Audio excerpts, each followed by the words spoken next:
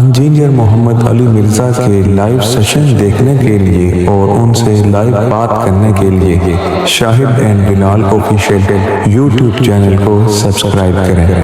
مسلم علمی کتاب علی بھائی، میں ایک ٹیچر بھی ہوں فزکس کا، تو اوبیسلی میرے اسٹوڈنٹس ہیں، تو ان میں سے اکثر لوگ جو ہیں وہ بریلویت کو فالو کرتے ہیں۔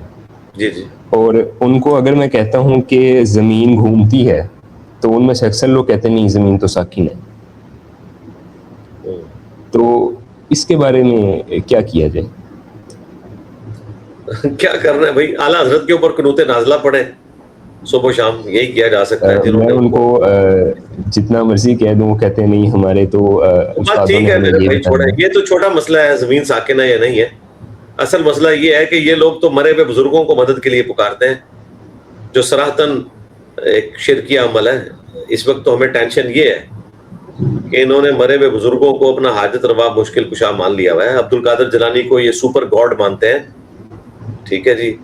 بایزید بستامی کو یہ کہتے ہیں کہ محمد اور تمام انبیاء اس کے جھنڈے کے نیچے ہوں گے۔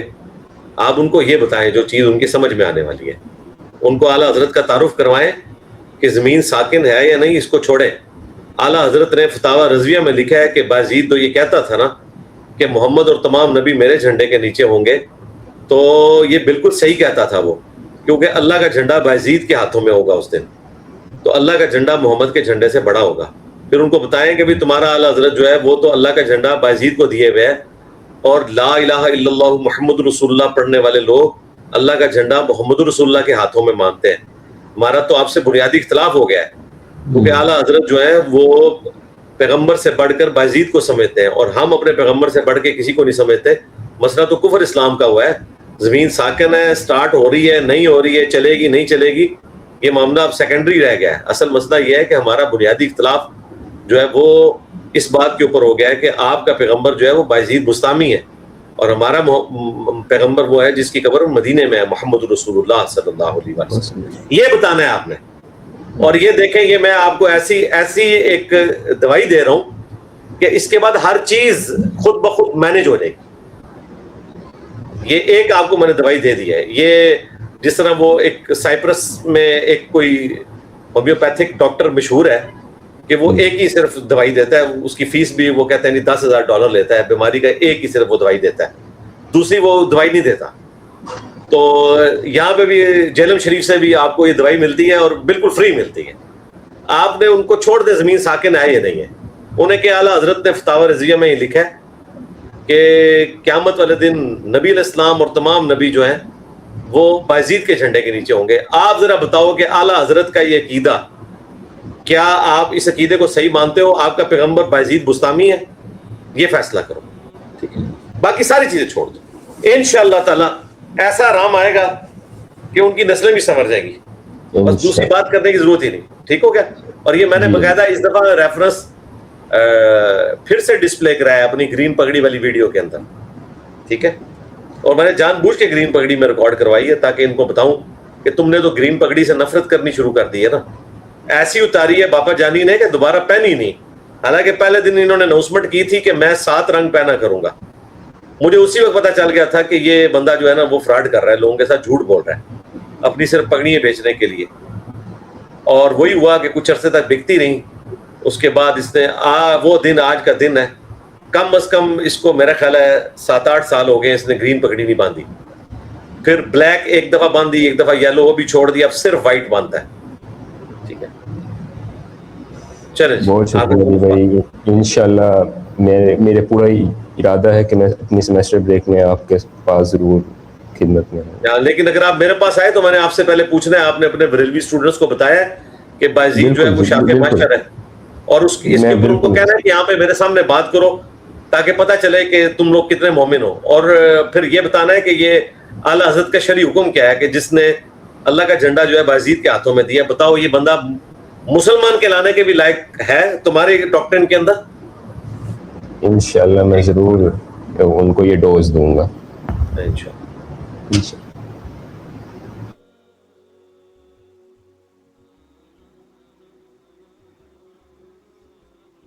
جزاک اللہ خیر۔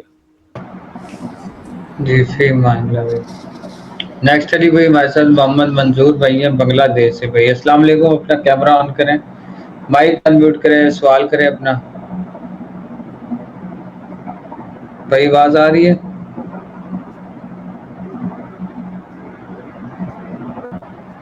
مائک اپنا انمیوٹ کریں بھائی۔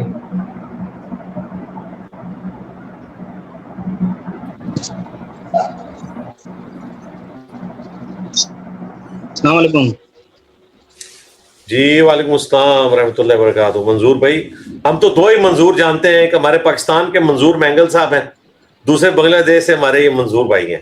جی ہاں جی، سوال کریں منظور بھائی۔ جی بھائی، ایک ہے مسلم ایک ہے دیوبندی۔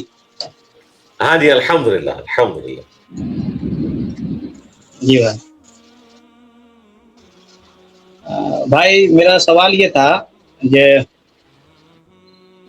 نماز میں امام قرآن قرات جب کرے تو ہمارا سننا پڑھنے کے برابر ہے، اور ایک گروہ کہتا ہے کہ پڑھنا چاہیے، تو سکتہ کا ایلیمنٹ پھر کیوں ہے؟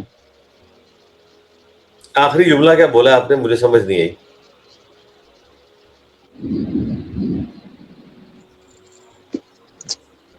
کیوں والی کیا کہہ رہے ہیں بات پھر کی ہے؟ سکتا کیوں کر رہے ہیں؟ ہیں؟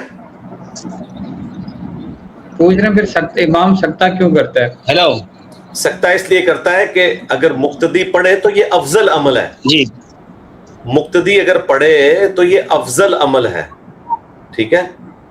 جس طرح کے بخاری مسلم میں ہے، نبی الاسلام فرض کی تیسری اور چوتھی رکعت میں بھی بعض اوقات سورت ملا لیا کرتے تھے، اور بخاری مسلم میں آیا نبی علیہ السلام نے تیسری اور چوتھی رکعت میں سورت نہیں ملائی سورہ فاتحہ کے ساتھ۔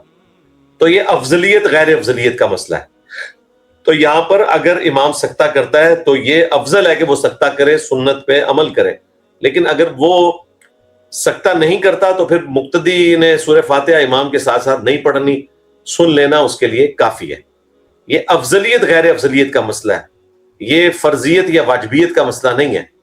جب امام ہو تو پھر جو مقتدی کے لیے احکامات ہیں وہ تھوڑے نرم ہو جاتے ہیں۔ جس طرح کہ اگر مقتدی سے جماعت کی حالت میں کوئی غلطی ہو جائے تو وہ سجدہ سہو نہیں کرے گا، کیونکہ وہ امام کے پیچھے ہے، تو اس کا پھر پروٹوکول ڈیفرنٹ ہو جاتا ہے۔ اسی طریقے سے مقتدی نے ابھی سبحان ربی العظیم جو ہے وہ 3 دفعہ نہیں پڑھا اور امام نے سر اٹھا لیا، تو مقتدی نے اس کے ساتھ پھر سر اٹھا لینا۔ تو یہ ٹالرنس موجود ہوتی ہے جماعت کی نماز میں۔ جی دوسرا سوال کریں۔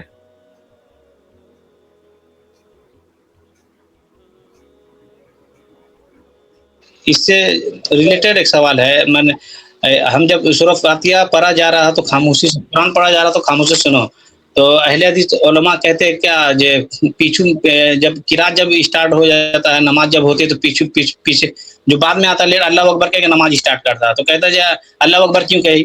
وہاں تو تمہیں سننا چاہیے تھا قرآن خاموشی سے۔ اس لیے کہ اللہ اکبر نماز شروع کرنے کے لیے شرط ہے۔ یہ تو اسی طریقے سے ہے کہ کوئی شخص کہے کہ موٹر بائک کے اوپر ڈائریکٹ بیٹھ کے کیوں نہیں چلاتے ہیں، تو کک تو مارنی پڑے گی نا بھائی۔ تو اللہ اکبر جو ہے یہ نماز کا پہلا فرض ہے، اس کے بغیر نماز کے اندر آپ داخل ہی نہیں ہو سکتے، تو نماز میں تو داخل ہی نہیں نہ ہوئے۔ ہاں سائڈ پہ بیٹھ کے اگر قرات سننی ہے تو ضرور بیٹھ کے سنیں، اگر آپ نے نماز پڑھ لی ہے۔ اگر آپ نے نماز میں شامل ہونا ہے تو نماز میں شامل ہونے کے لیے اللہ اکبر کہنا ضروری ہے۔ اللہ اکبر کے بغیر نماز سٹارٹ ہی نہیں ہوتی۔ اللہ اکبر کہہ کے آپ نماز میں شامل ہو رہے ہیں، ٹھیک ہو گیا؟ جب نماز میں شامل ہوئے تو امام جس رکن میں ہے اس رکن میں آگے کیا چل رہا ہے وہ پھر بات کی بات ہے، ٹھیک ہو گیا؟ اب آپ نے ان کو پھکیے دینی ہے اہل حدیث کو کہ اگر امام کی قرات ہو رہی ہو تو پھر ہم وضو بھی نہ کیا کریں، آگے قرات سنا کریں، تو وضو تو کریں گے نا، ٹھیک ہو گیا؟ جس طرح وضو کرنا شرط ہے نماز کی، اس طرح نماز شروع کرتے ہوئے اللہ اکبر کہنا شرط ہے اس کی۔ چلیں آپ کے دونوں سوال ہو گئے۔ تو علی بھائی یار ایک باقی تھا بھائی۔ جی جی ہاں اور ایک سوال لے لیتے۔ 2 سوال ہو گئے نا یار۔ चले करे जल्दी से, बाकी लोग आरिफ था इंतजार कर रहे हैं। सवाल हाँ जी, हाँ जी, करे करे। जी मेरा सवाल ये था, अबू हुमैद सादी वाली 10 सहाबे वाली हदीस हमारे पास है, तो हनफी की ये ड्रामाबाजी क्यों है? अब्दुल्ला इब्न मसूद की जो हदीस है, अबू हुमैद सादी वाली हदीस से तो मनसूखियत का तो खत्म हो जाता, तो इतना बड़ा ड्रामाबाजी क्यों करते हैं? और उनको जवाब तब दिया क्यों नहीं जाता जी ये हदीस तो हमारे पास है? जी जी, देते हैं जवाब मेरे भाई। हनफियों का ड्रामाबाजी सिर्फ इस पे तो नहीं है भाई, हनफियों की ड्रामाबाजी तो चिश्ती रसूलुल्लाह, थानवी रसूलुल्लाह के ऊपर भी है। आप अबू हुमैद सादी की रफ़ुल यदैन वाली हदीस लेके बैठे हुए हैं। जिन लोगों के साथ हमारा अकीदे का इख्तलाफ है थानवी रसूलुल्लाह, चिश्ती रसूलुल्लाह पे, उसके मुकाबले पे तो रफ़ुल यदैन बड़ा छोटा मसला है। तो हनफियों की कौन कौन से बीमारियों का रोना रोया जाए? बस रोना रोने की बजाय दावत का काम करें। देखें पूरी दुनिया में कैसी बहारें आई हैं, और इन्होंने कभी सोचा भी नहीं था कि इस बड़े लेवल के ऊपर जो है वो तब्दीली आएगी।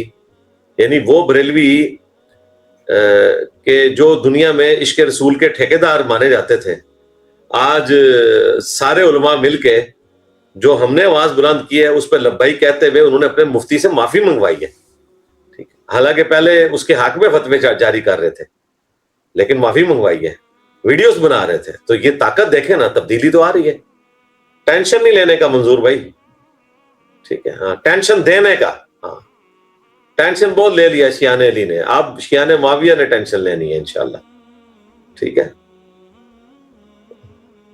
पिक्चर ले लें भाई। और एक बात था, सुनिए ना, आप का जो स्टूडेंट है उसका तौहीद 100% माने एकदम 100%। हाँ बस तो तौहीद ही पे तो भाई क़यामत वाले दिन जन्नत की बिशारत है। बुखारी मुस्लिम में हदीस है कि तौहीद वाले की शफात होगी इंशाअल्लाह। जी भाई, ठीक है, जज़ाकल्लाह।